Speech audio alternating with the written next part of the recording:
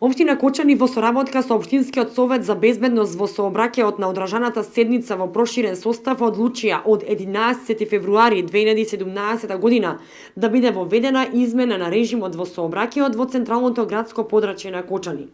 Сообраќајот на улицата ВМРО или поранешна Маршал Тито ќе се одвива во еден правец во насоката југ-север, односно од војниот мост кон плоштадот, а на улицата Кеј на револуцијата во насоката север-југ од плоштадот кон кружниот тек. Сообраќајот на улицата Доктор Николик ќе биде еднонасочен во правец од Црвен крст до управната зграда на КЈП Водовод, а на Илинденска во правец од црквата Свети Ѓорги до Црвен крст, истакна Кирил Атанасов од Општинскиот совет за безбедност на сообраќајот во Кочани.